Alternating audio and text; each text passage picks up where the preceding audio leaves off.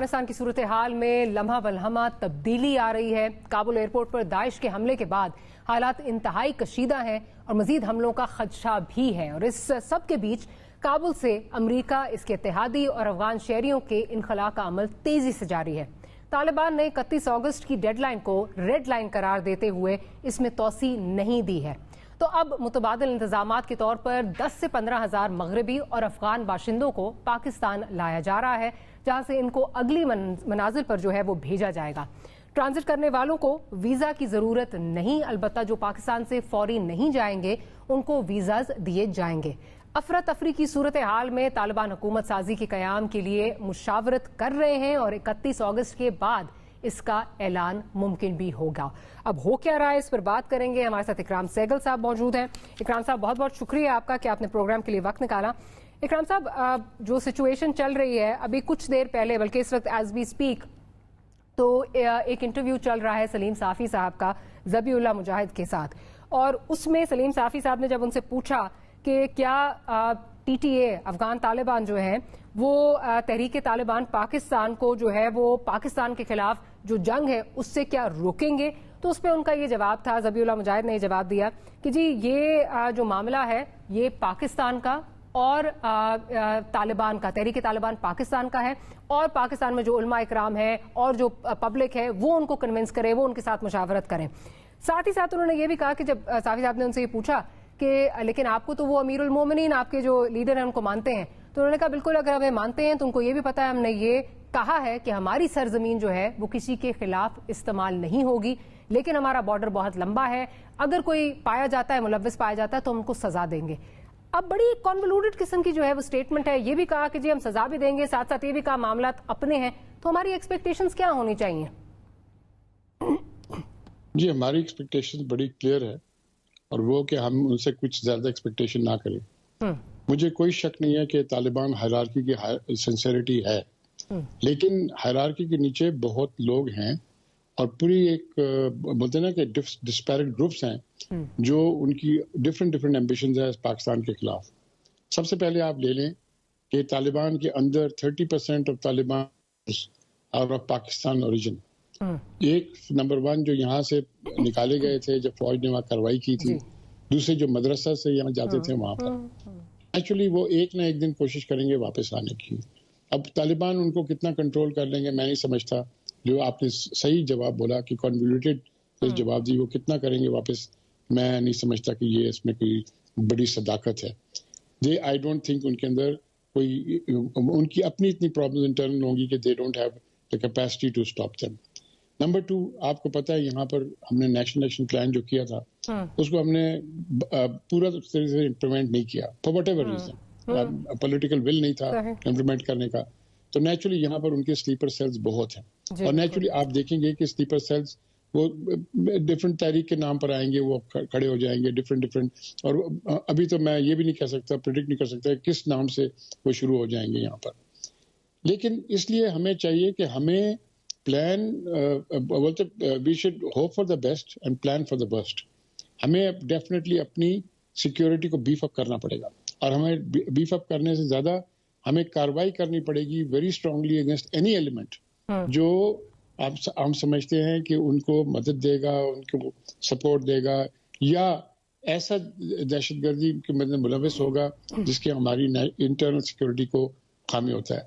دیکھیے طالبان کی ہائرارکی کچھ بھی کرے، ان کی اپنی بڑی پرابلمس ہیں۔ آپ دیکھیں اسٹے بیہائنڈ آپریشن شروع ہو گیا ہے، داعش نے جو حملہ کیا، آپ سمجھتے داعش نے کیا؟ دیکھیں اس کے بعد یہ ہوتا ہے، یہ فالس فلیگ آپریشن جو ہوتی ہیں ڈفرینٹ گروپس کرواتی ہیں۔ وہ اب امراللہ صالح جو پہنچا ہوا ہے وہاں پر قازقستان میں، جو انڈیا کے ایمبیسڈر کے نیچے کام کرتا تھا فرام 1996 2004 جب وہ واپس آیا اور NDS کا چیف بن گیا، پھر وہ یہاں منسٹر آف انٹیریئر بنا، پھر وہ ایٹسٹرا، وہ تو helicopters, plane loads and truck full of cash لے کے چلا گیا وہاں پر، اور اس کے نیچے بھی بولتے نا کچھ ڈفرینٹ ڈسپیرٹ گروپس جو یہاں سے گئے ہیں، وہ دے فارمڈ اپ اگینسٹ ہم۔ ناؤ دیکھنا ہے کہ پنشیر ویلی میں احمد ولی مسعود جو ہے وہ ان کو جوائن کرتا ہے، یا Ahmad Masood comes to some sort of arrangement with Taliban. میرا شک یہ ہے کہ احمد ولی مسعود جو ہے ان کو جوائن نہیں کرے گا۔ آئی تھنک اس کے اپنے انٹرسٹ میں ہے کہ وہ اس کو کوئی رول ملے within the new inclusive government. But we must take care.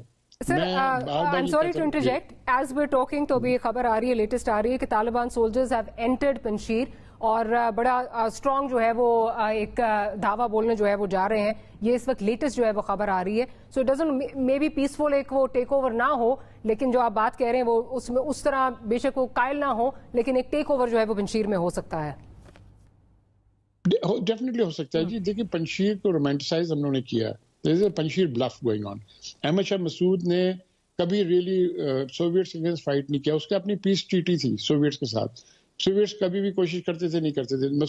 Ahmad Shah Masood के नीचे भी बड़े फैक्शंस थे जो उसके साथ एग्री नहीं करते थे. और अहमद शाह मसूद की तो अपनी बिजनेस थी पेरिस में एमरल्ड्स की.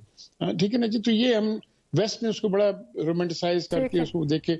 But at the end of the day तो पंशीर वैली कोई इनके लिए अभी तालिबान, बिकॉज दिस टाइम इन्होंने कल्टिवेट किया नॉर्दर्न अलायंस के लोगों को. और आप देखें उज़्बेक एरिया में हो, मजार उसमें हो, हिराट में हो, या इसमें ताजिक एरिया में, इन लोगों ने पहला शुरू किया नॉर्थ के साथ, यू नो, कार्रवाई नॉर्थ. आई थिंक हाँ जी. तो ये मैं आप कुछ भी कर लें, आपको अपनी सिक्योरिटी पर देखना पड़ेगा और आप किसी ख्याली पुलाव में ना रहें. हमें तालिबान के टेक ओवर से हमें एक बड़ा अमन रहेगा. आपके पास ये स्पिल ओवर होगा किसी न किसी तरह, weather directly indirectly through various other factors जो आप जानते हैं. आपके इनमिकल फोर्सेस कितने हैं, वो इंटरनल भी हैं और एक्सटर्नल भी हैं.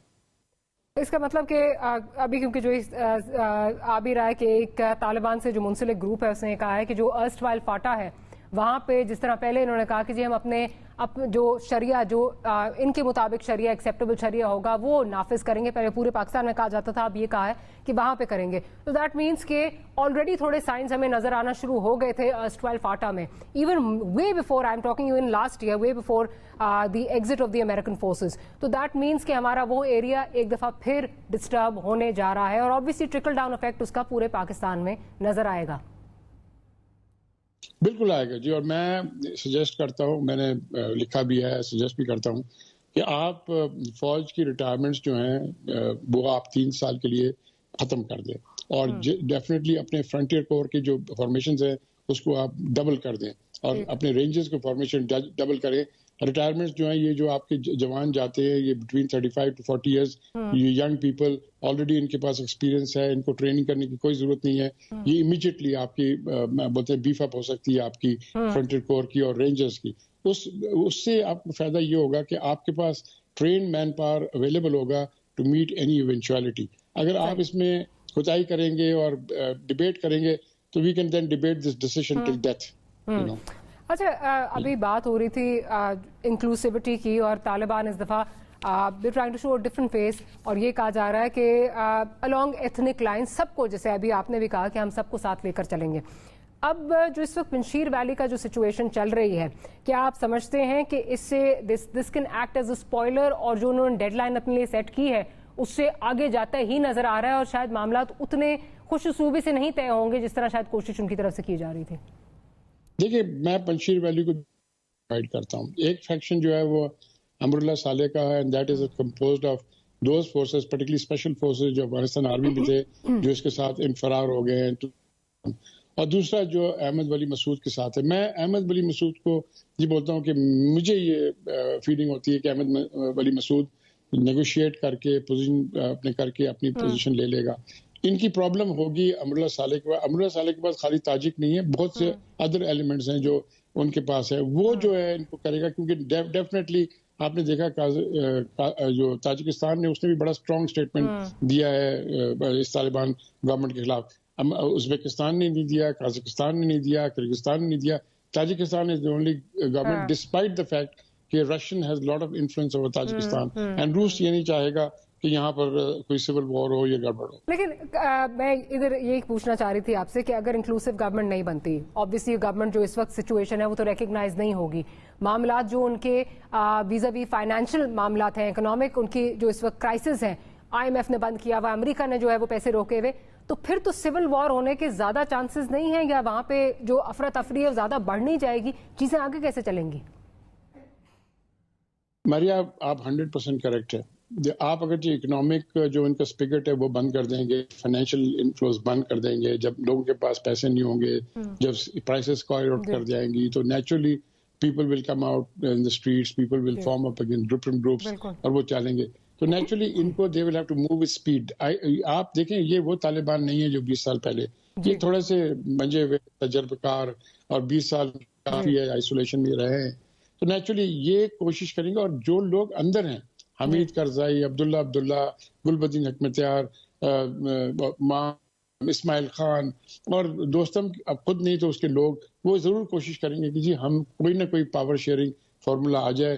تو میں یہ سمجھتا ہوں کہ دیکھیں دوسری بات یہ روس اور چین یہ نہیں ہونے دیں گے، یہ سول وار کو جو بھی کچھ کر سکتے ہیں وہ کریں گے، کوشش کریں گے کہ یہاں پر ڈسٹرب نہ ہو. فار دا شارٹ ٹرم تو میں سمجھتا ہوں کہ وہ انکلوسیو گورنمنٹ کر لیں گے، اور وہ انکلوسیو گورنمنٹ ویسٹ کو بھی ریکگنائز کرنا پڑے گا، ریکگنائز کرنی پڑے گی.